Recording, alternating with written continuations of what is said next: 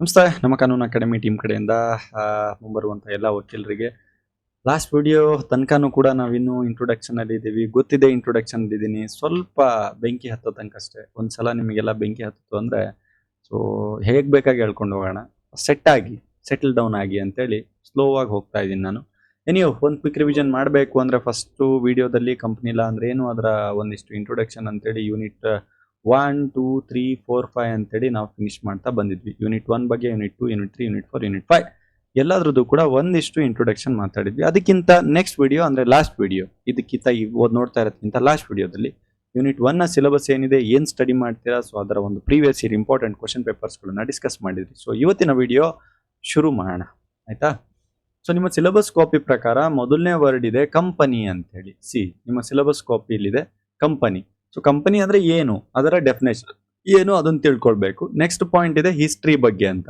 History ಇಲ್ಲಿವರೆಗೂ ಕೂಡ ನಾನು ಎಕ್ಸಾಮ್ ಅಲ್ಲಿ ಕೇಳಿದ್ದ ಅಂತದನ್ನ ನಾನಂತೂ ನೋಡಿಲ್ಲ, ಸೊ ಕೇಳೋದಿಲ್ಲ.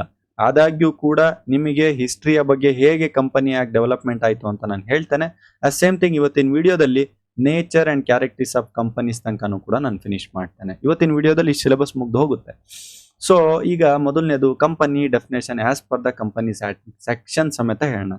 ನೋಡಿ, ಕಂಪನಿ ಲಾ ಅನ್ನುವಂಥದ್ದು ಗವರ್ನ್ ಆಗ್ತಾ ಇರುವಂತೂ ಈಗಿನ ಕಂಪನಿ ಆಕ್ಟ್ 2013 ಅಂಡರಲ್ಲಿ ನಡೀತಾ ಇದೆ. ಈ 2013 ಆಕ್ಟ್ ನ ಸೆಕ್ಷನ್ 2 ಕ್ಲಾಸ್ 20ಯಲ್ಲಿ ಕಂಪನಿ ಅಂದ್ರೆ ಏನು ಅಂತ ಹೇಳಿ ಡಿಫೈನ್ ಮಾಡಿದ್ದಾರೆ. ತುಂಬಾ ಕನ್ಸೈಸ್ ಆಗಿ ಡಿಫೈನ್ ಮಾಡಿದ್ದಾರೆ. ನೀವು ಈ ಸೆಕ್ಷನ್ ಬರೀರಿ.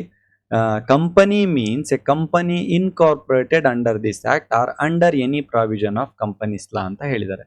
ಸೆಕ್ಷನ್ 2 ಕ್ಲಾಸ್ 20ಯ ಪ್ರಕಾರ ಸ್ಟ್ಯಾಟ್ಯೂಟರಿ ಡೆಫಿನೇಷನ್, ಶಾಸನಬದ್ಧವಾದಂತಹ ಒಂದು ವ್ಯಾಖ್ಯಾನದ ಪ್ರಕಾರ ಕಂಪನಿ ಎಂದರೆ 2013 ಆಕ್ಟ್ ನಲ್ಲಿ ಸೆಕ್ಷನ್ 2 ಕ್ಲಾಸ್ 20ಯಲ್ಲಿ ಯಾವುದು ಒಂದು ಕಂಪನಿ ಆಕ್ಟ್ ನ ಅಂಡರಲ್ಲಿ ಅಥವಾ ಈ ಆಕ್ಟ್ ನ ಅಂಡರಲ್ಲಿ ಇನ್ಕಾರ್ಪೊರೇಟ್ ಆಗಿದೆ ಅಂದ್ರೆ ಸಂಯೋಜನೆ ಆಗಿದೆ ಅಥವಾ ಫಾರ್ಮ್ ಆಗಿದೆ, ಸೊ ಅದನ್ನು ನಾವು ಕಂಪನಿ ಅಂತ ಕರಿತೀವಿ. ಅಥವಾ ಅಥವಾ ಇದು ಬಿಟ್ಟು ಬೇರೆ ಯಾವುದೇ ಒಂದು ಆಗಿರಬಹುದು ಅಂಡರ್ ಎನಿ ಪ್ರೀವಿಯಸ್ ಕಂಪನೀಸ್ ಲಾ. ಇದು ಬಿಟ್ಟು ಬೇರೆ ಯಾವುದೇ ಒಂದು ಹಳೆ ಏನಾದ್ರೂ ಕಂಪನಿ ಲಾಸ್ ಗಳು ಬಂದಿದ್ರೆ, ನಾನು ಹಿಸ್ಟ್ರಿ ಹೇಳ್ತೇನೆ ನಿಮ್ಗೆ, ಇಲ್ಲೇ ಕೆಳಗಡೆನೆ ಹೇಳ್ತೇನೆ ಈಗ ಹಿಸ್ಟ್ರಿ, ಅವಾಗ ನಿಮಗೆ ಅರ್ಥ ಆಗುತ್ತೆ. ಸೊ ಅದರಲ್ಲಿ ಏನಾದ್ರೂ ರಿಜಿಸ್ಟರ್ ಆಗಿದ್ರೆ ಸೊ ಅದನ್ನು ಕೂಡ ನಾವು ಕಂಪನಿ ಅಂತ ಹೇಳಿ ಕರಿತೀವಿ. ಸೊ ಕಂಪನಿ ಅಂದ್ರೆ ತುಂಬಾ ಸಿಂಪಲ್ ಮೀನಿಂಗು. ಸೆಕ್ಷನ್ 2 ಕ್ಲಾಸ್ 20ಯಲ್ಲಿ section 2 clause 20 of companies act 2030 ನ ಆಕ್ಟ್ ನ ಪ್ರಕಾರ ಈ ಕಾಯ್ದೆ ಅಡಿಯಲ್ಲಿ ಬರುವಂತ ಯಾವುದೇ ಒಂದು ರೀತಿಯಲ್ಲಿ ಸಂಘಟಿತವಾಗಿದ್ದಲ್ಲಿ, ಸಂಯೋಜನೆವಾಗಿದ್ದಲ್ಲಿ ಅಥವಾ ಇನ್ಕಾರ್ಪೊರೇಟ್ ಆಗಿದ್ದಲ್ಲಿ ಅದನ್ನ ನಾವು ಕಂಪನಿ ಅಂತ ಕರಿತೀವಿ. ಅಥವಾ ಇದಕ್ಕಿಂತ ಹಿಂದೆ ಬಂದಿರುವಂತ ಯಾವುದೇ ಒಂದು ಕಂಪನಿ ಲಾದಲ್ಲಿ ಏನಾದ್ರೂ ಈ ವರ್ಡ್ ಬಂದ್ಬಿಟ್ಟು ಏನಾದ್ರೂ ಬಂದಿದೆ ಅಂತಂದ್ರೆ ಅದನ್ನು ಕೂಡ ನಾವು ಕಂಪನಿ ಅಂತ ಹೇಳಿ ಕರಿತೀವಿ. ಇದಿಷ್ಟೇ ಮೀನಿಂಗ್ ಇರುವಂತದ್ದು, ಇದಿಷ್ಟೇ ಡೆಫಿನೇಷನ್. ಇದು ಮೋಸ್ಟ್ ಇಂಪಾರ್ಟೆಂಟ್, ಬರೀಲೇಬೇಕಾಗುತ್ತೆ. ಎಕ್ಸಾಮ್ ಅಲ್ಲಿ ಕೇಳಬೇಕಾದ್ರೆ what is company and write the characteristics or nature of the companies ಅಂತ ಕೇಳ್ತಾರೆ. ಸೊ ಆ ಟೈಮಲ್ಲಿ ಇದು ಬೇಕು. ಅಥವಾ ವಾಟ್ ಈಸ್, ಸೇಮ್ ಸ್ಲೈಡ್ ನಾನು ಮತ್ತೆ ಮುಂದಿನ ಒಂದು ವಿಡಿಯೋದಲ್ಲಿ ರಿಪೀಟ್ ಮಾಡಿದ್ದೀನಿ. ರೀಸನ್ ಏನು ಅಂದ್ರೆ ಸೇಮ್ ಅಲ್ಲೇ ಏನ್ ಕೇಳಿದ್ದಾರೆ, what is company, set the different kinds of companies ಅಂತ ಕೇಳಿದ್ದಾರೆ. ಸೊ ಆ ಟೈಮಲ್ಲೂ ನಿಮ್ಗೆ ಇದು ಬೇಕಾಗುತ್ತೆ. ಸೊ ಈ ಸೆಕ್ಷನ್ 2 ಕ್ಲಾಸ್ 20 ಕಂಪನೀಸ್ ಅಂದ್ರೆ ಏನು ಅಂತ ಅರ್ಥ ಮಾಡ್ಕೊಳ್ಳಿ. ಸೊ ಇದರ ಮೀನಿಂಗ್ ಕೂಡ ಕೆಳಗಡೆ ಬರೀ. This definition is means that company is a business entity. Company ಅನ್ನುವಂಥದ್ದು ಒಂದು ಬಿಸ್ನೆಸ್ ಎಂಟಿಟಿ. ನಿಮ್ಗೂ ಗೊತ್ತಿದೆ ಕಂಪನಿ ಅಂತ ಏನಕ್ಕೆ ಮಾಡ್ಕೊಳ್ತಾರೆ. ನಾನು ಆಲ್ರೆಡಿ ಕಂಪನಿ ಬಗ್ಗೆ ಹೇಳಿದ್ದೀನಿ ನಿಮಗೆ, ಕಂಪನಿ ಅಂದ್ರೆ ಏನು ಎತ್ತ ಅಂತ. ನಮ್ದು ಕೂಡ ಅಕಾಡೆಮಿಯಲ್ಲಿ ಎಕ್ಸಾಂಪಲ್ ತಗೊಂಡು ಹೇಳಿದೆ ನಾನು ನಿಮಗೆ. So it's a business entity, legally registered. ಅದು ಬಿಸ್ನೆಸ್ ಎಂಟಿಟಿ ಲೀಗಲಿಯಾಗಿ ರಿಜಿಸ್ಟರ್ಡ್ ಆಗಿರುತ್ತೆ with registered of companies, ROC registered of ಕಂಪನಿಯಲ್ಲಿ ಒಂದು ಬಿಸ್ನೆಸ್ ಎಂಟಿಟಿ ಲೀಗಲ್ ಆಗಿ ರಿಜಿಸ್ಟರ್ ಆಗಿರುತ್ತೆ. ಅದು ಕಂಪನೀಸ್ ಆಕ್ಟ್ ನ ಪ್ರಾವಿಷನ್ಸ್ ಗಳನ್ನ ಫಾಲೋ ಮಾಡ್ತಾ ಇರುತ್ತೆ. ಅದನ್ನ ನಾವು ಕಂಪನಿ ಅಂತ ಕರಿತೀವಿ ಅಂತ ಹೇಳಿ ಹೇಳ್ತಾ ಇದ್ದಾರೆ. ಸೊ ಮೇಲ್ಗಡೆ ಒಂದಿಷ್ಟು ಇಂಟ್ರೊಡಕ್ಷನ್ ಪಾರ್ಟ್ ಇಲ್ಲಿ ಹೇಳಿದೀನಿ. ಕಂಪನೀಸ್ ಆಕ್ಟ್ ನ 2013 ಆಕ್ಟ್ ನ ಪ್ರಕಾರ companies provided the concise and straightforward manner. ಅದು ಸ್ಟ್ರೇಟ್ ಫಾರ್ವರ್ಡ್ ಮ್ಯಾನರ್ ಆಗಿ ಕಂಪನಿ ಅಂದ್ರೆ ಏನು ಅಂತ ಹೇಳ್ತಾ ಇದೆ. However the complete understanding of the companies also requires the looking its defining features which are well established under the companies law. ತುಂಬಾ well ಆಗಿ ತುಂಬಾ ಚೆನ್ನಾಗಿ ಎಸ್ಟಾಬ್ಲಿಷ್ ಆಗಿರುವಂತಹ ಒಂದು ಫ್ಯೂಚರ್ಸ್ ನ ಜೊತೆ ಇದು ಎಸ್ಟಾಬ್ಲಿಷ್ ಮಾಡಿ ಹೇಳ್ತಾ ಇದ್ದಾರೆ ಅಂತ. ಎನಿವೋ ಇದು ಇಂಟ್ರೊಡಕ್ಷನ್ ಪಾರ್ಟ್, ನೀವು ಬರ್ಕೊಳ್ಬಹುದು, ನಿಮ್ಗೆ ಏನ್ ಬೇಕದು ಅಡ್ಡಿ ಇಲ್ಲ. ಬಟ್ ಇಲ್ಲಿ ಏನು ಚೇಂಜ್ ಮಾಡೋಕ್ ಬರೋದಿಲ್ಲ. ಸೆಕ್ಷನ್ 2 ಕ್ಲಾಸ್ 20 ಮತ್ತೆ ಅದರ ಮೀನಿಂಗ್ ಅನ್ನ ದಯವಿಟ್ಟು ಇದನ್ನೇ ಬರೀಬೇಕಾಗುತ್ತೆ. ಇದಿಷ್ಟು ಡೆಫಿನೇಷನ್ ನ ಬಗ್ಗೆ. ಈಗ ನಿಮ್ಮ ಸಿಲೆಬಸ್ ಕಾಪಿಯಲ್ಲಿ ಏನ್ ಮಾಡಿದ್ದಾರೆ ಅಂತಂದ್ರೆ ಹಿಸ್ಟ್ರಿ ಅಂತ ಕೇಳಿದ್ದಾರೆ. ಹಿಸ್ಟ್ರಿ ಎಲ್ಲೂ ಕೇಳಿಲ್ಲ ಎಕ್ಸಾಮಿಗೆ. ಬಟ್ ಆದ್ರೂ ಕೇಳಿಲ್ಲ ಅಂದ್ರೂ ಕೂಡ ನಾನು ನಿಮಗೆ ಹೇಳ್ತಾ ಇದ್ದೀನಿ. ನಾನು ಹೇಳ್ದೆ ಕಂಪನೀಸ್ ಆಕ್ಟ್ 2013 ಇದೆ ಅಂತೇಳಿ. ನೋಡಿ, 2013 starting first line under the companies act 2013. ಆದ್ರೆ ಇದಕ್ಕಿಂತ ಮುಂಚೆ ಕಂಪನಿ ಅನ್ನುವಂತ ವರ್ಡೇ ಇರ್ಲಿಲ್ವಾ ಸರ್? ಇತ್ತು. ಡೆಫಿನೇಷನ್ ಅಲ್ಲಿ ಹೇಳ್ತಾ ಇದ್ದಾರೆ ಪ್ರೀವಿಯಸ್ ಕಂಪನೀಸ್ ಲಾಟ್ ಇಂದ ಅದು ಬರುತ್ತೆ ಅಂತ. ಇದಕ್ಕಿಂತ ಮುಂಚೆ 1850 ಫಸ್ಟ್ ಬ್ರಿಟಿಷರು ಸ್ಟಾರ್ಟ್ ಮಾಡಿದ್ರು. ಸುಮ್ಮನೆ ಇಸ್ವಿಗಳು ಹೇಳ್ತಾ ಹೋಗ್ತೇನೆ ಅಷ್ಟೇ, ಬೇಕಿದ್ರೆ ಒಂದ್ಸಲ ಗೂಗಲ್ ಔಟ್ ಮಾಡ್ಕೊಳ್ಳಿ. 1882, 1913 1936 1956 2002 ಆಮೇಲೆ 2013 this is the history of companies law formation. First company law formation ಆಗಿದೆ 1850, ಆಮೇಲೆ 1882, 1913, 1936, 1956 ಅಂಡ್ ದೆನ್ 2002 ಅಂಡ್ 2013 ಎನಾಕ್ಟ್ಮೆಂಟ್ ಆಯಿತು. ಟೋಟಲ್ ಆಗಿ 470 ಸೆಕ್ಷನ್ಸ್ಗಳ ಜೊತೆ ಎನಾಕ್ಟ್ಮೆಂಟ್ ಆಯಿತು, 29 ಚಾಪ್ಟರ್ಸ್ಗಳ ಜೊತೆ. ಸೊ ನೀವು ಇದೇ 29 ಚಾಪ್ಟರ್ಸ್ 470 ಸೆಕ್ಷನ್ಸ್ಗಳನ್ನ ಉಳಿದಿರುವಂತಹ 5 ಯೂನಿಟ್ ಅಲ್ಲಿ ಕಲಿತಾ ಹೋಗ್ತೀರಾ. ಯೂನಿಟ್ 1 ಅಲ್ಲಿ ಒಂದಿಷ್ಟು ವಿಷಯ, ಯೂನಿಟ್ 2 ದಲ್ಲಿ ಒಂದಿಷ್ಟು ವಿಷಯ, ಯೂನಿಟ್ 3 ದಲ್ಲಿ ಒಂದಿಷ್ಟು ವಿಷಯ, ಯೂನಿಟ್ 4, ಯೂನಿಟ್ 5ರಲ್ಲಿ ಎಲ್ಲದರಲ್ಲೂ ಒಂದಿಷ್ಟು ವಿಷಯ ಕಲಿತಾ ಹೋಗ್ತೀರಾ. 100% ಕ್ಲಾಸಸ್ಗಳಿಗೆ, ನಂದೇ ಕ್ಲಾಸಸ್ಗಳು ಕೇಳಲಿಕ್ಕೆ ದಯವಿಟ್ಟು ಕೆಳಗಡೆ ಇರುವಂಥ ನಂಬರ್ಸ್ಗಳಿಗೆ ಕಾಲ್ ಮಾಡ್ಕೊಳ್ಳಿ. ಓಕೆ, ಈಗ ಬರ್ತಾ ಇದ್ದೀನಿ ನಾನು. ಒಂದಿಷ್ಟು ಆಯಿತು ಕಂಪನಿ ಅಂದರೆ ಏನಂತ ಆಯಿತು, ಒಂದಿಷ್ಟು ಹಿಸ್ಟ್ರಿ ಅಂದರೆ ಏನಂತ ಆಯಿತು. ಈಗ ಬರೋಣ nature and characteristics of company ಅಂತ. ಎಕ್ಸಾಮಲ್ಲಿ ಕಡಿಮೆ ಕೇಳಿಲ್ಲ ಸಾಧ್ಯತೆಗಳು, ಬಟ್ ಆದರೂ ಕೇಳಬಹುದು nature and characteristics of company ಬರೀರಿ ಅಂತ. ಬಟ್ ಮೀಡಿಯೇಟ್ ಇಂಪಾರ್ಟೆನ್ಸ್ ಇರುವಂಥ ಕ್ವಶನ್ನು. ನಾನು ಯಾವಾಗ ವೆರಿ ವೆರಿ ಇಂಪಾರ್ಟೆಂಟ್ ಕ್ವಶನ್ ಅಂತ ಕ್ಲಾಸಸ್ ಮಾಡ್ತಾ ಇರ್ತೀನಿ, ಅಲ್ಲಿ ಸ್ವಲ್ಪ ಜಾಸ್ತಿ ಫೋಕಸ್ ಮಾಡಿ ಓದಿ. ಯಾವ್ದು ಎಷ್ಟು ಫೋಕಸ್ ಮಾಡ್ಬೇಕು ನಾ ಹೇಳ್ತೀನಿ. ಇದರಲ್ಲಿ ಕೀವರ್ಡ್ಸ್ಗಳನ್ನ ಜ್ಞಾಪಕ ಇಟ್ಕೊಳ್ತಾ ಹೋಗಿ. ಅಂದ್ರೆ ಒಂದು ಕಂಪನಿ ಅಂತ ಇದೆ ಅಂದ್ರೆ ಅದರ ಗುಣಲಕ್ಷಣಗಳು ಏನು, ಆ ಕಾನ್ಸೆಪ್ಟ್ ಬಗ್ಗೆ ಮಾತಾಡ್ತಾ ಇದೀನಿ. ಏನಿರುತ್ತೆ ಸರ್ ಒಂದು ಕಂಪನಿ ಅಂದಿದ ತಕ್ಷಣ ಅದು ಲಾ ಇಂದ ಕ್ರಿಯೇಟ್ ಆಗಿರುತ್ತೆ. ಅದು ಸಿಟಿಸನ್ ಅಲ್ಲ, ಬಟ್ ಅದು ಕೇಸ್ ಹಾಕೊಳ್ಬಹುದು. ಸಪರೇಟ್ ಲೀಗಲ್ ಎಂಟಿಟಿ ಇರುತ್ತೆ, ಸೀಲ್ ಇರುತ್ತೆ, ಸಿಗ್ನೇಚರ್ ಇರುತ್ತೆ, ಅದಕ್ಕೆ ಹೊಣೆಗಾರಿಕೆಗಳಿರುತ್ತೆ. ಒಂದು ಕಂಪನಿ ಅಂದಮೇಲೆ ಅದು ಶಾಶ್ವತ ಉತ್ತರಾಧಿಕಾರವನ್ನ ತನ್ನ ಕಡೆಯಿಂದ ಒಬ್ಬರಿಂದ ಇನ್ನೊಬ್ರಿಗೆ ಟ್ರಾನ್ಸ್ಫರ್ ಮಾಡ್ಬೋದು, ಪ್ರಾಪರ್ಟಿನ ಟ್ರಾನ್ಸ್ಫರ್ ಮಾಡ್ಬೋದು, ಸಪರೇಟ್ ಪ್ರಾಪರ್ಟಿನ ಮೇಂಟೈನ್ ಮಾಡಬಹುದು, ಅಥವಾ ತನ್ನ ಕಂಪನಿ ಹೆಸರಲ್ಲಿ ಕೇಸ್ನ ಫೈಲ್ ಮಾಡಬಹುದು, ಅಥವಾ ಕಾಂಟ್ರಾಕ್ಟಿಗೆ ಎಂಟ್ರಿ ಕೊಡಬಹುದು, ಅಥವಾ ವ್ಯಾಲೆಂಟ್ರಿ ಅಸೋಸಿಯೇಷನ್ಸ್ಗಳನ್ನ ಕಟ್ಕೊಳ್ಬಹುದು. ಇದಿಷ್ಟು ಕ್ಯಾರೆಕ್ಟರ್ಸ್ಗಳನ್ನ ಹೊಂದಿದೆ. ಇದು ಬರೀ ಕ್ಯಾರೆಕ್ಟರ್ಸ್ ಅಂತಲ್ಲ, ದಯವಿಟ್ಟು ಇದನ್ನೆಲ್ಲದನ್ನು ಕೂಡ ಚೆನ್ನಾಗಿ ಓದ್ಕೊಳ್ಳಿ. ಇದನ್ನ advantages of incorporation of company and disadvantages of incorporation of ಕಂಪನಿಯಲ್ಲೂ ಕೂಡ ಕೆಲವೊಂದು ಪಾಯಿಂಟ್ಸ್ಗಳನ್ನ ಆ್ಯಡ್ ಮೈನಸ್ ಮಾಡ್ತಾ ಹೋಗ್ಬೋದು. ಸೊ ಓಕೆ, ಅರ್ಥ ಆಯ್ತು ನಿಮಗೆ ಒಂದು ವಿಷಯ. ಸೊ ಕಂಪನಿ ಅಂತ ಇದೆ ಸರ್, ಆ ಕಂಪನಿಯ ಸ್ವಲ್ಪ ಲಕ್ಷಣಗಳನ್ನ ಹೇಳ್ತಾ ಇದ್ದೀನಿ ಅಷ್ಟೇ. ನಾನೇನು ದೊಡ್ಡ ಹೊಸದಾಗಿ ಏನು ಹೇಳ್ತಾ ಇಲ್ಲ. ಅಸ್ಯೂಮ್ ಮಾಡ್ಕೊಳ್ಳಿ ಒಂದು ಕಂಪನಿ ನಿಮ್ಮ ಮನೆ ಅಕ್ಕಪಕ್ಕ ಇದೆ, ನಿಮ್ಮ ಸಿಟಿಯಲ್ಲಿ ಇದೆ, ಅಥವಾ ಎಲ್ಲೋ ಒಂದು ಕಡೆ ಇದೆ. ಏನು ಎಲ್ಲದು ಕಂಪ್ನಿನೇ. ಫ್ಲಿಪ್ಕಾರ್ಟ್ ಒಂದು ಕಂಪ್ನಿ, ಅಮೆಝಾನ್ ಒಂದು ಕಂಪ್ನಿ, ಯೂಟ್ಯೂಬ್ ಒಂದು ಕಂಪ್ನಿ, ನೆಟ್ಫ್ಲಿಕ್ಸ್ ಒಂದು ಕಂಪ್ನಿ, ಬೇಡವಾ ಏನೋ ಒಂದು ಪ್ರೊಡ್ಯೂಸ್ ಮಾಡುವಂಥ ನಟ್ಟು ಬೋಲ್ಟ್ ಪ್ರೊಡ್ಯೂಸ್ ಮಾಡೋ ಒಂದು ಕಂಪ್ನಿ, ನೀವು ಯೂಸ್ ಮಾಡ್ತಾರೋ ಲ್ಯಾಪ್ಟಾಪ್ ಯೂಸ್ ಮಾಡುವಂಥದ್ದು HP ಒಂದು ಕಂಪ್ನಿ, ಡೆಲ್ ಒಂದು ಕಂಪ್ನಿ, ಐಫೋನ್ ಒಂದು ಕಂಪ್ನಿ, ಬುಕ್ಸ್ ಒಂದು ಕಂಪ್ನಿ, ಯೂಸ್ ಮಾಡೋ ಪೆನ್ ಒಂದು ಕಂಪ್ನಿ, ರೆನಾಲ್ಡ್ಸ್ ಒಂದು ಕಂಪ್ನಿ, ಎಲ್ಲ ಒಂದು ಕಂಪ್ನಿ. ಆ ಕಂಪನಿಯ ಫೀಚರ್ಸ್ಗಳು ಹೇಗಿದೆ, ಆ ಕಂಪನಿಯ ನೇಚರ್ ಏನು, ಕ್ಯಾರೆಕ್ಟರಿಸ್ಟಿಕ್ಸ್ ಏನು, ಆ ಕಂಪನಿಯ ಲಕ್ಷಣಗಳೇನು, ಗುಣಲಕ್ಷಣಗಳೇನು, ಸ್ವರೂಪಗಳೇನು ಹೇಳಕ್ ಹೋಗ್ತಾ ಇದ್ದೀನಿ ಅಷ್ಟೇ. ಒಂದಿಷ್ಟು introduction. The most fundamental characteristics of a company it's A incorporation. Most fundamental characteristics ಏನು ಅಂತಂದ್ರೆ ಅದು ಫಸ್ಟ್ ಸಂಯೋಜನೆ ಆಗಬೇಕು, ಇನ್ಕಾರ್ಪೊರೇಟ್ ಆಗಬೇಕು, ರಿಜಿಸ್ಟರ್ ಆಗಬೇಕು. ಅಂಡರ್ ಕಂಪನೀಸ್ ಆಕ್ಟ್ ಅಲ್ಲಿ ಅದು ರಿಜಿಸ್ಟರ್ ಆಗಬೇಕು. ಅದಾದ್ಮೇಲೆ incorporation endorse the company with legal status. ಅದಾದ್ಮೇಲೆ ಅದಕ್ಕೊಂದು ಲೀಗಲ್ ಸ್ಟೇಟಸ್ ಬರುತ್ತೆ. ಆಮೇಲೆ ಬೇರೆ ಬಿಸ್ನೆಸ್ ಆರ್ಗನೈಸೇಷನ್ಸ್ಗಳಿಗಿಂತ ಅದು ಕೂಡ ಡಿಫ್ರೆಂಟ್ ಆಗಿ ಬರುತ್ತೆ. ಆಸ್ ಎ ಪಾರ್ಟ್ನರ್ಶಿಪ್, ಪ್ರೊಪರ್ಟರ್ಶಿಪ್ ಅಂತ ಕರಿತೀವಿ. ಸೊ ಅದಕ್ಕೆಲ್ಲ ಒಂದು ರೀತಿಯಾದಂಥ ಒಂದು ಮಾಲೀಕತ್ವನ ಕೊಡ್ಕೊಂಡು ಅದು ಬೇರೆ ರೀತಿಯಾಗಿ ಬರುತ್ತೆ. ಸೊ ಈಗ ಕೀ ಪಾಯಿಂಟ್ಸ್ಗಳು ರೆಡ್ ಇಂಕಲ್ ನಾನು ಕೊಡ್ತಾ ಹೋಗಿದ್ದೀನಿ. ಮೊದಲನೇ points artificial person created by law.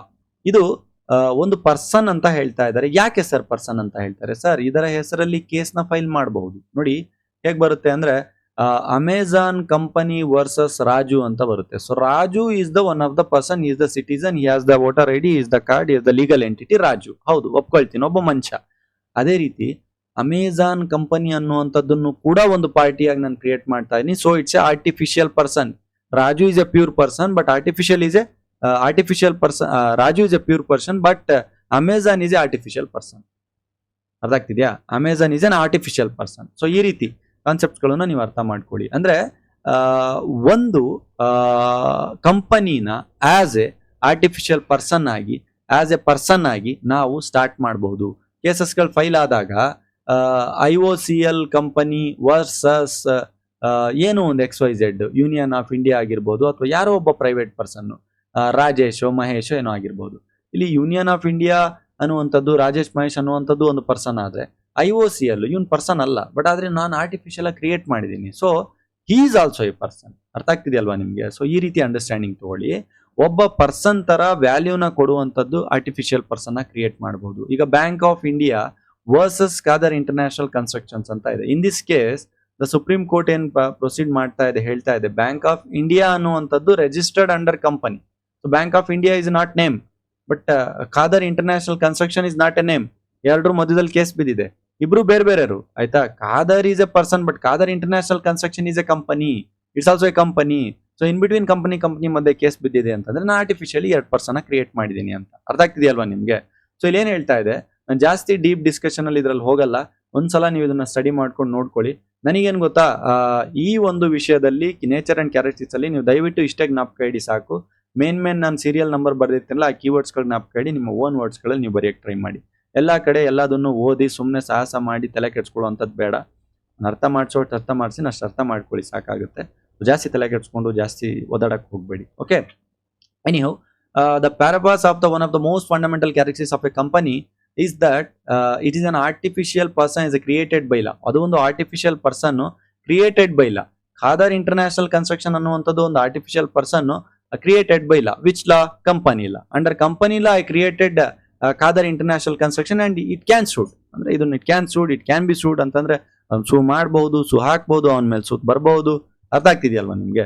So this means that company is considered a legal person in the eyes of law, the capable of engaging various legal activities. ಬೇರೆ various legal activities ಗಳಲ್ಲಿ entry ಕೊಡಬಹುದು ಅಂತ ಹೇಳ್ತಾ ಇದ್ದಾರೆ. ಒಂದು case law bank of India versus Khader international construction ಅಲ್ಲಿ order 33 rule number 1. ಏನ್ sir ಇದು order 33 rule number 1 civil procedure code ಅಂದ್ರೆ ನಿಮ್ಗಿದೆಯಲ್ಲ ಈ ಸಲ ಸಬ್ಜೆಕ್ಟ್, ಅದೇ ಸಬ್ಜೆಕ್ಟ್ ಬಗ್ಗೆ ಮಾತಾಡ್ತಾ ಇರೋದು ನಾನು.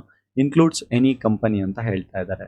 So it's not a citizen. Sir ಇಲ್ಲಿ ಒಂದು ಹೆಸರೇನೋ ಕೊಟ್ಟೆ ನಾನು, ಆಯ್ತಾ, ಕೊಟ್ಟೆ, ಅಮೆಜಾನ್ ಅಂತ ಕೊಟ್ಟೆ, ಕೋಲ್ಗೇಟ್ ಅಂತ ಕೊಟ್ಟೆ, HP ಅಂತ ಕೊಟ್ಟೆ, ಡೆಲ್ ಅಂತ ಕೊಟ್ಟೆ, ಐಫೋನ್ ಅಂತ ಕೊಟ್ಟೆ, ರಿಯಲ್ಮಿ ಅಂತ ಕೊಟ್ಟೆ. ಇದೆಲ್ಲ ಕಂಪ್ನಿನೇ, ಹೌದು, ನಾನು ಒಪ್ಕೊಂಡೆ. ಆದರೆ ಇವರು ಎಲ್ಲ ಕೇಸ್ ಹಾಕೋಬಹುದು, ಪ್ರಾಪರ್ಟಿನ ಟ್ರಾನ್ಸ್ಫರ್ ಮಾಡಬಹುದು, ತನ್ನ ಹೆಸರಲ್ಲಿ ಕೇಸ್ ಹಾಕ್ಸ್ಕೊಳ್ಬಹುದು, ಸಪರೇಟ್ ಪ್ರಾಪರ್ಟಿನ ಇಟ್ಕೊಳ್ಬಹುದು, ಸಕ್ಸೆಷನ್ ಮಾಡಬಹುದು. ಆದರೆ ವೋಟ್ ಮಾಡೋ ಹಾಗಿಲ್ಲ. ಸೊ ಇವರು ಸಿಟಿಸನ್ ಅಲ್ಲ.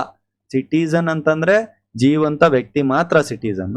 ಇದು ಜೀವಂತವಾಗಿ ಇದೆ ಅನ್ನೋ ತರ ಒಂದೇನೋ ಹೆಸರು ಕೊಟ್ಟಿದೀವಿ ಅನ್ನೋದ್ ಬಿಟ್ರೆ ಜೀವಂತ ವ್ಯಕ್ತಿ ಅಲ್ಲ. ಸೊ ಇಟ್ಸ್ ನಾಗರಿಕನಲ್ಲ. It's not a citizen. It's also one of the nature and characteristics of the company.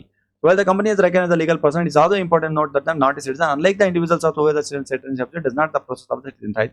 Instead of it can be only through the natural process of the present of the intermanagement of the affairs. So ನಾನು ಏನು ಹೇಳಿದೆ ಅದನ್ನೇ ಸ್ವಲ್ಪ ಇಂಗ್ಲಿಷಲ್ಲಿ standard ಆಗಿ ಹೇಳಿದ್ದಾರೆ ಅಷ್ಟೇ. Okay, so ತುಂಬಾ ಇಂಪಾರ್ಟೆಂಟ್ ಒಂದು ಇದಿರುತ್ತೆ, ನಾಟ್ ಎ ಸಿಟಿಸನ್ಸ್ ಆಗಿರುತ್ತೆ. ಇಂಡಿವಿಜುವಲ್ಸ್ ಅಂತಂದ್ರೆ ಪ್ರತಿಯೊಬ್ಬ ವ್ಯಕ್ತಿ ಏನಿರ್ತಾನೆ ಅವ್ರ ತರ ಇದನ್ನ ಮ್ಯಾಚ್ ಮಾಡಕ್ ಹೋಗಿಲ್ಲ ಅಂತ ಹೇಳ್ತಾ ಇದ್ದಾರೆ. ಮೂರನೇ ಪಾಯಿಂಟ್, 2ನೇ ಪಾಯಿಂಟ್ ಇದಾಯ್ತು, 3ನೇ ಪಾಯಿಂಟ್ ಇದಾಯ್ತು. ರೆಡ್ಡಿಂಗ್ ಕಲ್ ಏನಿದೆ ಅದನ್ನ ನೋಟ್ ಡೌನ್ ಮಾಡ್ತಾ ಹೋಗಿ, ಎನಫ್ ಸಾಕಾಗುತ್ತೆ. ಸೊ ಇನ್ ಕೇಸ್ ಏನಾದ್ರು ಕೇಳಿದ್ರೆ ಈಗ ನೀವು ಯಾವ ಲೆವೆಲಿಗೆ ಬಂದಿದ್ದೀರಾ ಅಂತಂದ್ರೆ ಕೀ ಪಾಯಿಂಟ್ ಕೊಡಿ, ನಾನು ಎಕ್ಸ್ಪ್ಲೈನ್ ಮಾಡ್ತೀನಿ ಅನ್ನೋ ಲೆವೆಲಿಗೆ ಬಂದಿದ್ದೀರಾ. ಸೊ ಅಷ್ಟು ಲೆವೆಲಿಗೆ ನಿಮ್ಮ ಮೆಚುರಿಟಿ ಬಂದಿದೆ. ಎಕ್ಸಾಮ್ ಬರಿತಾ ಕೇಸ್ ಅಲ್ಲಿ ಬೋರ್ಡ್ ನೋಡ್ತಾ. 3ನೇ ಪಾಯಿಂಟ್, ಸಪರೇಟ್ ಲೀಗಲ್ ಎಂಟಿಟಿ ಅಂತ ಇದೆ. ಸೊ ಪ್ರತ್ಯೇಕವಾದ ಒಂದು ಕಾನೂನು ಘಟಕ, ಇದಕ್ಕೆ ಆದಂತ ಒಂದು ಸಪರೇಟ್ ಆಗಿ ಸ್ಥಾನಮಾನ ಇದೆ, ಸಪರೇಟ್ ಆಗಿ ಒಂದು ಸ್ಟೇಟಸ್ ಇದೆ. ಇದೇ ಒಂದು ಲೀಗಲ್ ಎಂಟಿಟಿ ಅನ್ನುವಂತ ಒಂದು ಸಪರೇಟ್ ಸ್ಟೇಟಸ್ ಇದೆ. ಅಂದ್ರೆ ಅದರಲ್ಲಿ ಇರುವಂತಹ ಒಂದಿಷ್ಟು ಏನು ಜನ ಇದ್ದಾರೆ, ಸೊ ಅವರು ಬೇರೆ, ಕಂಪ್ನಿ ಬೇರೆ. ಉದಾಹರಣೆಗೆ ಒಂದು ಒಳ್ಳೆ ಕೇಸ್ಲಾ ಇದೆ, ಸಾಲ್ಮಾಂಡ್ ವರ್ಸಸ್ ಸಾಲ್ಮಾಂಡ್ ಅಂತ, ತುಂಬಾ ಫೇಮಸ್ ಕೇಸ್ಲಾ. ಈಗಲ್ಲ, ನೀವು ಎಲ್ಲಿವರೆಗೂ ಲಾಯರ್ಗಳಾಗಿರ್ತೀರ ಅಲ್ಲಿವರೆಗೂ ಈ ಕೇಸ್ಲಾನ ಕೇಳ್ತಾ ಹೋಗ್ತೀರಾ. ಸಾಲ್ಮಾಂಡ್ ಅನ್ನುವಂಥದ್ದು ಒಂದು ಕಂಪನಿ, ಅದನ್ನ ಸೃಷ್ಟಿಸಿರುವನು ಸಾಲ್ಮಾಂಡ್ ಅನ್ನುವಂತ ಒಬ್ಬ ವ್ಯಕ್ತಿ. ಆಯ್ತಾ, ಅರ್ಥ ಆಗ್ತಿದ್ಯಾ ನಿಮ್ಗೆ? ಸಾಲ್ಮಾಂಡ್ ಕಂಪನಿ ಅಂತ ಹೆಸರು, ಸಾಲ್ಮಾಂಡ್ ಕಂಪನಿ ಅಂತ ತುಂಬಾ ಫೇಮಸ್ ಕೇಸ್ಲಾ ಇದು. ಆಮೇಲೆ ಅದನ್ನ ಮಾಡಿರುವಂತ ಒಬ್ಬ ವ್ಯಕ್ತಿ ಯಾರು? ಸಾಲ್ಮಾಂಡೆ ಮಾಡಿರುವಂತದ್ದು. ಆದ್ರೆ ಸಾಲ್ಮಾಂಡ್ ಏನ್ ಮಾಡಿದಾನೆ, ತನ್ನ ಫ್ಯಾಮಿಲಿ ಮೆಂಬರ್ಸ್ ಗಳಿಗೂ ಒಂದಿಷ್ಟು ಶೇರ್ ಕೊಟ್ಟಿದ್ದಾನೆ, ತನ್ನ ಫ್ರೆಂಡ್ಸಿಗೂ ಒಂದಿಷ್ಟು ಶೇರ್ ಕೊಟ್ಟಿದ್ದಾನೆ, ಕೊಟ್ಟು ಒಂದು ಕಂಪ್ನಿ ಹೆಸರು ಸ್ಟಾರ್ಟ್ ಮಾಡಿದಾನೆ, ಸಾಲ್ಮಾಂಡ್ ಕಂಪನಿ ಅಂತ. ಸೊ ಈ ಸಾಲ್ಮಾಂಡ್ ಕಂಪನಿ ಏನಾಯ್ತು, ಒಂದಿಷ್ಟು ದಿನ ಆದ್ಮೇಲೆ ದಿವಾಳಿ ಆಯ್ತು, ರೋಡಿಗೆ ಬಂತು. ಸೊ ಆ ಟೈಮಲ್ಲಿ ಇದಿದ್ ಬದಿದೆಲ್ಲ ಮಾರ್ಬಿಟ್ಟು ಶೇರ್ಗಳನ್ನ ಹಂಚ್ಕೊಳ್ಬೇಕಾಯ್ತು. ಶೇರ್ಗಳನ್ನ ಹಂಚ್ಕೊಳ್ಬೇಕಾದ್ರೆ ಏನ್ ಮಾಡ್ದ ಸಾಲ್ಮಾಂಡು, ಫಸ್ಟ್ ತನಿಗೆ ಇಡ್ಕೊಂಡ, ತನ್ನ ಫ್ಯಾಮಿಲಿ ಅವ್ರಿಗೆ ಕೊಟ್ಟ, ಫ್ರೆಂಡ್ಸ್ ಅವ್ರಿಗೆ ಕೊಡ್ಲಿಲ್ಲ. ಫ್ರೆಂಡ್ಸ್ ಏನ್ ಮಾಡಿದ್ರು, ಕೇಸ್ ಫೈಲ್ ಮಾಡಿದ್ರು. ಯಾಕಪ್ಪ, ನಿಂದೇ ಕಂಪನಿ, ನೀನೇ ಮಾಡಿದ್ದು, ಹಾಳಾಗಿದ್ದು ನಿನ್ ಕಡೆಯಿಂದಾನೆ, ಹಿಡ್ಕೊಂಡಿದ್ ಮಾತ್ರ ದುಡ್ಡು ನೀನಲ್ಲಪ್ಪ, ನಮ್ಗೆಲ್ ಕೊಟ್ಟೆ ಅಂತ ಫ್ರೆಂಡ್ಸು ಉಲ್ಟಾ ಆದ್ರು. ಇದೇ ಕೇಸ್ ಇದು, ಸಾಲ್ಮಾಂಡ್ ವರ್ಸಸ್ ಸಾಲ್ಮಾಂಡ್ ಕೇಸು. ಆ ಟೈಮಲ್ಲಿ ಸಾಲ್ಮಾಂಡ್ ತನ್ನ ಬುದ್ಧಿವಂತಿಕೆನ ಉಪಯೋಗಿಸ್ಬಿಟ್ಟು, ನೋಡಪ್ಪ, ಸಾಲ್ಮಾಂಡ್ ಕಂಪನಿ ಬೇರೆ, ಸಾಲ್ಮಾಂಡು ಬೇರೆ, ಆಯ್ತಾ, ನಾನೊಬ್ಬ ಪರ್ಸನ್, ನಾನೊಬ್ಬ ವ್ಯಕ್ತಿ, ನಾನೊಬ್ಬ ಇಂಡಿವಿಜುವಲ್ ಅಂತ ಹೇಳ್ದ ಸಾಲ್ಮಾಂಡ್. ಆದ್ರೆ ಸಾಲ್ಮನ್ ಕಂಪನಿ ಬೇರೆ. ಸಾಲ್ಮನ್ನ ಫ್ಯಾಮಿಲಿಗೆ ಯಾಕೆ ಕೊಟ್ಟೆ ಅಂತಂದ್ರೆ ಸಾಲ್ಮನ್ನ ಫ್ಯಾಮಿಲಿಗೆ ಇರುವಂತದ್ದು ಅವರು ಬೇರೆ, ಆಮೇಲೆ ನೀವು ಬೇರೆ, ನೀವೆಲ್ಲ ಶೇರ್ ಹೋಲ್ಡರ್ಸ್, ಕಂಪನಿ ಬೇರೆ.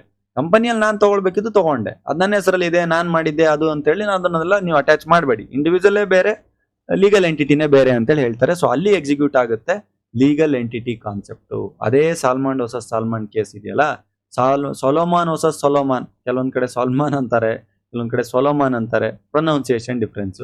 ಸಾಲೋಮಾನ್ ವರ್ಸಸ್ ಸಾಲೋಮಾನ್ ಕೇಸ್ ಅಂತ ತಗೊಳ್ಳಿ. Very very very important case. Even ನೀವು ಗೌರ್ಮೆಂಟ್ ಎಕ್ಸಾಮಿಗೆ ಹೋಗ್ತೀರಾ ಅಂದ್ರೂ ಕೂಡ ಕಂಪನಿ ಲಾಯ ಸಪರೇಟ್ ಲೀಗಲ್ ಎಂಟಿಟಿನ ಎಸ್ಟಾಬ್ಲಿಷ್ ಮಾಡುವಂತ ಕೇಸ್ ಲಾ ಯಾವುದು ಅಂತ ಕೇಳ್ತಾರೆ. Salomon versus Salomon case law. ಅಂದ್ರೆ ಜುಡಿಷರಿ ಪ್ರಿಪರೇಷನ್ ಕೂಡ ನಮ್ಮ ಕಡೆಯಿಂದ ನಡೀತಾ ಇದೆ, ನಮ್ಮ ಕಾನೂನು ಅಕಾಡೆಮಿ ಕಡೆಯಿಂದ.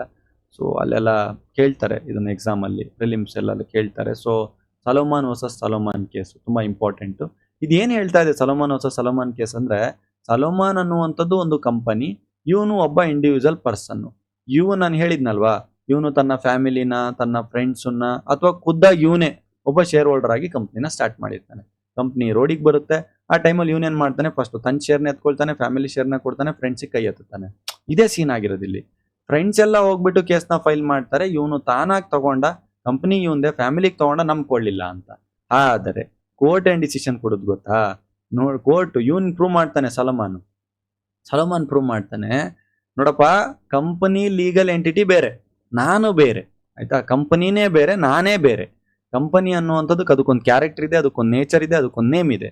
ನಾನು ಒಂದು ಇಂಡಿವಿಜುವಲ್, ನಾನೇ ಬೇರೆ ಅಂತೇಳಿ ಪ್ರೂವ್ ಮಾಡ್ತಾನೆ. ಸೊ ಆ ರೀತಿ ಪ್ರೂವ್ ಮಾಡಿದಾಗ ಸೊ ಕೋರ್ಟ್ ಜಡ್ಮೆಂಟು ಸಾಲ್ಮಾನು ಮತ್ತೆ ಅವನ ಫ್ಯಾಮಿಲಿ ತಗೊಂಡಿರುವಂತಹ ದುಡ್ಡಿನ ಕಡೆಗೆ ವಾಲ್ಕೊಳುತ್ತೆ.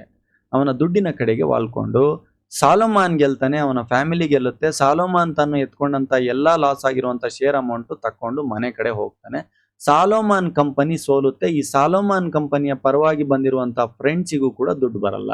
ಸರ್ ಏನ್ ಸರ್ ಇದು ತಪ್ಪು, ನೈತಿಕವಾಗಿ ತಪ್ಪು ಅನಿಸ್ತಾ ಇಲ್ವಾ? ಎಥಿಕಲಿ ನನಗೂ ತಪ್ಪಂತ ಗೊತ್ತಾಗ್ತಾ ಇದೆ, ಬಟ್ ಆದರೆ ಲೀಗಲಿ ಅವನು ಸಾಲೋಮಾನ್ ಕರೆಕ್ಟ್ ಇದ್ದ, ದುಡ್ಡು ಎತ್ಕೊಂಡು ಹೋದ. ಇದೇ ಇದ್ರದ್ದು ಕೇಸ್ಲಾ ನೋಡಿ. In this case mister Salomon had a personal business in leather and shoe manufacturing. Sir ಏನ್ ಬಿಸ್ನೆಸ್ ಅದು? ಎಲ್ಲರೂ ಸೇರಿ ಸ್ಟಾರ್ಟ್ ಮಾಡಿದ್ದು ಲೆದರ್ ಮತ್ತೆ ಶೂ ಮ್ಯಾನುಫ್ಯಾಕ್ಚರಿಂಗ್ ನ ಸ್ಟಾರ್ಟ್ ಮಾಡಿದ್ದಾರೆ. He later created as a company and sold his previous business to this company. While held the majority of the company shares, the court has ruled that the company as a separate entity from Mr. Solomon is as distinguished from the protected Mr. Solomon from the being personally liable of the company debts, reinforcing ಆಮೇಲೆ concept of separate legal personality. ಎಷ್ಟು ಚೆನ್ನಾಗಿದೆ ನೋಡಿ. Court judgment ಏನ್ ಹೇಳ್ತಾ ಇದೆ ಅಂದ್ರೆ, mister ಸಾಲೋಮಾನ್ ಬೇರೆ, mister ಸಾಲೋಮಾನ್ಸ್ company ಬೇರೆ. ಒಂದು ಲೆದರ್ ಒಂದು ಶೂ ಕಂಪನಿ ಸ್ಟಾರ್ಟ್ ಮಾಡಿದ್ರಿ. ಸೊ ಅಲ್ಲಿ ಮಿಸ್ಟರ್ ಸಾಲೋಮಾನ್ ನ ನೀವು ಪರ್ಸನಲಿ ಲಯಬಲ್ ಮಾಡಕ್ ಬರೋಲ್ಲ. ಅವನು one of the share holder, ಅವನಿಗೆ ನೀನೇ ಸಾಲ ಕಟ್ಬೇಕಂತ ಹೇಳಕ್ ಬರಲ್ಲ, ರಿಎನ್ಫೋರ್ಸ್ ಮಾಡು ಅಂತ ಹೇಳಕ್ ಬರಲ್ಲ. ಸಪರೇಟ್ ಲೀಗಲ್ ಪರ್ಸನಾಲಿಟಿ ಆಗಿರೋದ್ರಿಂದ ನೀವು ಅದ್ರ ಮೇಲೆ ಕೇಸ್ನ ಫೈಲ್ ಮಾಡಿ ಅಲ್ಲಿ ತಗೊಳ್ಳಿ ಅಂತ ಹೇಳಿ ಕೋರ್ಟ್ ಜಡ್ಮೆಂಟ್ ಕೊಡುತ್ತೆ. ಅಲ್ಲಿಂದ ಎಸ್ಟಾಬ್ಲಿಷ್ ಆಗುತ್ತೆ ಒಂದು ಲೀಗಲ್ ಎಂಟಿಟಿ ಏನಿದೆ ಅದು ಕೇಸ್ ಮಾಡಬಹುದು, ಆಮೇಲೆ ಲೀಗಲ್ ಎಂಟಿಟಿ ಬೇರೆ, ಒಂದು ಸಪರೇಟ್ ನಾರ್ಮಲ್ ಪರ್ಸನಾಲಿಟಿ ಬೇರೆ ಅಂತ. ಆ ಕಾನ್ಸೆಪ್ಟ್ ಇಲ್ಲಿ ನಾನು ಎಕ್ಸ್ಪ್ಲೈನ್ ಮಾಡಿದ್ದೇನೆ. ಸೊಲೊಮಾನ್ ವರ್ಸಸ್ ಸೊಲೊಮಾನ್ ಕೇಸ್ನ ಮೇಲೆ ಕೇಸ್ ಲಾಸಸ್ಗಳನ್ನು ಕೂಡ ಎಕ್ಸಾಮಿಗೆ ಕೇಳುವಂಥ ಸಾಧ್ಯತೆಗಳಿರುತ್ತೆ. ಇದ್ರ ಮೇಲೆ ಇನ್ನೊಂದು ಸ್ವಲ್ಪ ಗೂಗಲ್ ಸ್ಟಡಿ ಮಾಡಿ, ಹಿಸ್ಟ್ರಿ ಸ್ಟಡಿ ಮಾಡಿ, ಇನ್ನೊಂದು ಸ್ವಲ್ಪ ಫ್ಯಾಕ್ಟ್ಸ್ ಗೀಕ್ಸ್ ಎಲ್ಲದನ್ನು ಕಲೆಕ್ಟ್ ಮಾಡಿ. ನಾನು ಯಾವಾಗಲೂ ಕೂಡ ನಿಮ್ಗೊಂದು ಸ್ಟೋರಿ ಬೇಸ್ಡ್ ಅಲ್ಲಿ ಎಷ್ಟರ ಮಟ್ಟಿಗೆ ನಿಮಗೆ ಅರ್ಥ ಆಗಬೇಕು ಅಷ್ಟರ ಮಟ್ಟಿಗೆ ಹೇಳುವಂಥ ಒಂದು ಪ್ರಯತ್ನ ಪಡ್ತಾ ಇರ್ತೇನೆ ನಾನು. ಸೊ ಇಲ್ಲಿ ಏನ್ ಹೇಳ್ತಾ ಇದೆ, separate legal entity. One of the defining characters of the company is the statute of separate legal entity. when the company is incorporated under the Companies Act, it is created as a distinct person of the independent of its meta and shareholders. ಅಂದ್ರೆ share holders ಆಗಿರ್ಬೋದು ಅಥವಾ ಅದರ members ಆಗಿರ್ಬೋದು, ಅದಕ್ಕೆ ಸಂಬಂಧನೇ ಎಲ್ಲ ತುಂಬಾ different ಆಗಿರುತ್ತೆ, ಇನ್ಕಾರ್ಪೊರೇಟೆಡ್ ಆಗಿರುವಂತ. This separation means of the company is responsible for the own actions, obligations and liabilities. Company own ಆಗಿ ರೆಸ್ಪಾನ್ಸಿಬಲ್ ಆಗಿರುತ್ತೆ ಅದರ ಒಂದು ಆಕ್ಷನ್ಸ್ ಗಳಿಗೆ, ಆಬ್ಲಿಗೇಷನ್ಸ್ ಗಳಿಗೆ, ಲಯಬಿಲಿಟೀಸ್ ಗಳಿಗೆ. Consequently the company can enter into the contract own property and incur ಡೆಪ್ಟ್ as own name. ಅಂದ್ರೆ company ಏನ್ ಎಂಟ್ರಿ ಆಗಿರುತ್ತೆ ಅದು ಕಂಪನಿನೇ ಕಟ್ಟಬೇಕು, ಪರ್ಸನ್ ಏನಿದೆ ಅದು ಪರ್ಸನ್ ಕಟ್ಟಬೇಕು ಅನ್ನುವಂಥ ಸಪರೇಟ್ ಲೀಗಲ್ ಎಂಟಿಟಿ ಇರುತ್ತೆ. ಇದಕ್ಕೊಂದು ಫೇಮಸ್ ಕೇಸ್ ಆಡ್ ಮಾಡಿದೆ, ಸಾಲೋಮಾನ್ ವರ್ಸಸ್ ಸಾಲೋಮಾನ್ ಅಂತ. ಸೊ ಇದಾದ್ಮೇಲೆ ನೆಕ್ಸ್ಟ್ ಪಾಯಿಂಟ್ ನಂಬರ್ 4 ಕ್ಯಾರೆಕ್ಟರ್ ಅಲ್ಲಿ ಲಿಮಿಟೆಡ್ ಲಯಬಿಲಿಟಿ ಇರುತ್ತೆ. ಲಯಬಿಲಿಟಿ ಏನು 100% ಇರಲ್ಲ, ಲಿಮಿಟೆಡ್ ಲಯಬಿಲಿಟಿ ಇರುತ್ತೆ. ಅದಕ್ಕೆ ಕಂಪನಿ ಲಿಮಿಟೆಡ್, ಪ್ರೈವೇಟ್ ಲಿಮಿಟೆಡ್ ಈ ತರ ಇರುತ್ತೆ, ಸಮ್ ಲಿಮಿಟೆಡ್ ಇರುವಂತವು. ಆಯ್ತಾ? ನೀವು ಸ್ವಲ್ಪ ಹೆಸರಲ್ಲೆಲ್ಲ ಎಂಟರ್ಪ್ರೈಸಸ್ ಎಲ್ಲ ಅಬ್ಸರ್ವ್ ಮಾಡಕ್ಕೆ ಸ್ಟಾರ್ಟ್ ಮಾಡ್ಬೇಕು. ಇದು ಲಾಯರ್ಸ್ ಅಲ್ವಾ, ನಾಳೆ ದಿನ ನಿಮ್ಮ ಕೈಲಿ ಯಾವ ಕೇಸ್ ಬರುತ್ತೆ ಅಂತ ಗೊತ್ತಿಲ್ಲ ನಿಮಗೆ. ಸೊ ಒಂದು ಕ್ರೂಷಿಯಲ್ ಫ್ಯೂಚರ್ಸ್ ಆಗಿರುವಂತ ಲಿಮಿಟೆಡ್ ಲಯಬಿಲಿಟಿ ಅನ್ನುವಂಥದ್ದು ಏನ್ ಹೇಳ್ತಾ ಇದೆ, shield for the share holders against the personal liability. ಅಂದ್ರೆ ಲಿಮಿಟೆಡ್ ಲಯಾಬಿಲಿಟಿ ಅಂತಂದ್ರೆ ಕಂಪನಿ ಮೇಲೆ ಕೇಸ್ ಫೈಲ್ ಮಾಡ್ಕೊಂಡು ಕಂಪನಿ ಹತ್ರ ತಗೋ, ನನ್ನ ಪರ್ಸನಲ್ ಲಯಾಬಿಲಿಟಿ ನೀನ್ ಬರಬೇಡ ಸಾಲ ಮತ್ತೆ ಒಬ್ಲಿಗೇಷನ್ಸ್ಗೆ ಅನ್ನುವಂಥದ್ದನ್ನ ಸೇಫ್ ಗಾರ್ಡ್ ಹೇಳ್ತಾ ಇದೆ. ಈ ಲಿಮಿಟೆಡ್ ಲಯಾಬಿಲಿಟಿನ 2 ತರ ತಗೊಬಹುದು. Company limited liability by guarantee ಅಂತ, ಥ್ರೂ ಗ್ಯಾರಂಟಿ ನಿರ್ದಿಷ್ಟವಾದಂತ ಒಂದಿಷ್ಟು ಶೇರ್ ಹೋಲ್ಡರ್ಗೆ ಸ್ಪೆಸಿಫಿಕ್ ಅಮೌಂಟಿಗೆ ಗ್ಯಾರಂಟಿ ಕೊಟ್ಬಿಟ್ಟು MOA ನ ಪಾಸ್ ಮಾಡಿ ಮೆಮೊರಂಡ್ ಆಫ್ ಅಸೋಸಿಯೇಷನ್ ಅಂತೀವಿ. MOA ಮುಂದಿನ ಯೂನಿಟ್ಸ್ ಗಳಲ್ಲಿ ತುಂಬಾ ಡೀಪ್ ಆಗಿ ಓದ್ತೀರಾ ಇದನ್ನ. Shareholders are obligated contribute this ಅನ್ನುವಂತ ಒಂದು ಕಾನ್ಸೆಪ್ಟ್ ಅಲ್ಲಿ ಬೈಂಡಿಂಗ್ ಅಪ್ ಎಲ್ಲ ಏನೇನ್ ಮಾಡ್ಕೊಂಡಿರ್ತಾರೆ, ಸೊ ಅದನ್ನ ನಾವು ಗ್ಯಾರಂಟಿ ಇದೆ.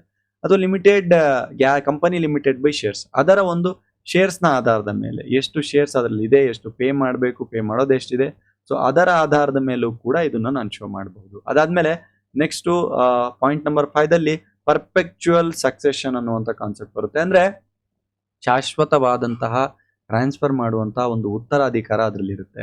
ಸೊ ಇದರಲ್ಲಿ unique characteristics of perpetual succession. The perpetual succession companies existence not influenced by the death ಆಗಿರ್ಬೋದು, ಇನ್ಸಾಲ್ವೆನ್ಸಿ ಆಗಿರ್ಬೋದು, ಡೆಪ್ಚರ್ ಆಗಿರ್ಬೋದು, ಏನೇ ಆಗಲಿ, ಸೊ ಅಲ್ಲಿ ಅದು ಯಾವುದೇ ರೀತಿಯಾದಂಥ ಎಫೆಕ್ಟ್ ಮಾಡೋದಿಲ್ಲ. ಸೊ ಅದರ ನೆಕ್ಸ್ಟ್ ಫ್ಯೂಚರ್ ಯಾರು ವಾರಿಸ್ತಾರೆ ಇರ್ತಾರೆ ಅವರಿಗೆ ಟ್ರಾನ್ಸ್ಫರ್ ಮಾಡಬಹುದು. ಜಸ್ಟ್ ಲೈಕ್ ನನ್ನೊಂದು ಕಂಪನಿ ಇದೆ, ಈಗ ನನ್ನೊಂದು ಕಂಪನಿ ಅಸ್ಯೂಮ್ ನಮ್ಮ ಕಾನೂನು, ಈಗ ನನ್ನ ಕಂಪನಿ ಇದೆ, ಇದು ನಾನು ಸತ್ತೋಗಿದ ತಕ್ಷಣ ಇದ್ರ ನನ್ನ ನೆಕ್ಸ್ಟ್ ಯಾರು ಬಂದಿರ್ತಾರಲ್ಲ ಅವ್ರಿಗೆ ಟ್ರಾನ್ಸ್ಫರ್ ಆಗುತ್ತೆ. ಈ ರೀತಿ ಸಕ್ಸೆಷನ್, ಹಿಂದೂ ಸಕ್ಸೆಷನ್ ಆಕ್ಟ್ ಅಂತ ಹೋದಿಲ್ಲ, ಆ ರೀತಿ ಬೇರೆಯವ್ರಿಗೆ ಟ್ರಾನ್ಸ್ಫರ್ ಮಾಡುವಂತ ಒಂದು ಕ್ಯಾರೆಕ್ಟರ್ಸ್ ಅದರಲ್ಲಿದೆ. ಸಪರೇಟ್ ಪ್ರಾಪರ್ಟಿನ ಮೇಂಟೈನ್ ಮಾಡ್ತೀರಾ ನೀವು, ಅದನ್ನು ಕೂಡ ನೀವು ಮೇಂಟೈನ್ ಮಾಡ್ಬೋದು ಅಂತ ಹೇಳ್ತಾ ಇದ್ದಾರೆ. ಇನ್ನು ಕಂಪನಿ ನೇಮ್, ಈಗ ಉದಾಹರಣೆ ನಮ್ಮ ಕಾನೂನು ಕಂಪನಿ ಹೆಸರಲ್ಲಿ ಈಗ ನಾನು ಯೂಸ್ ಮಾಡ್ತಾ ಇರುವಂತ ಸ್ಟುಡಿಯೋ ಇದೆ. ಸೊ ಈ ಸ್ಟುಡಿಯೋ ಒಂದು ಪ್ರಾಪರ್ಟಿ, ಸೊ ಅದ್ರ ಹೆಸರಲ್ಲಿ ನಾನು ರಿಜಿಸ್ಟರ್ ಮಾಡ್ಬೋದು. ಆಮೇಲೆ ನಮ್ಮ ಕಾನೂನು ಆಫೀಸ್ ನಮ್ದಿದೆ, ಸೊ ಆಫೀಸ್ನ ಒಂದು ಪ್ರಾಪರ್ಟಿ ನನ್ನ ಹೆಸರಲ್ಲ, ನಮ್ಮ ಕಾನೂನು ಹೆಸರಲ್ಲಿ ಮೇಂಟೈನ್ ಮಾಡ್ಬೋದು. ಸೊ ಈ ರೀತಿಯಾದಂತ ಒಂದು ಆಸ್ತಿಯನ್ನ, ತನ್ನದೇ ಆಸ್ತಿಯನ್ನ ಒಂದು ಹೊಂದಬಹುದು, ತನ್ನದೇ ಆಸ್ತಿಯನ್ನ ಒಂದು ಇಟ್ಕೊಳ್ಬಹುದು. ಸೊ ಈ ರೀತಿಯಾದಂತ ಒಂದು ಕಾನ್ಸೆಪ್ಟ್ ಕೂಡ ಇದೆ.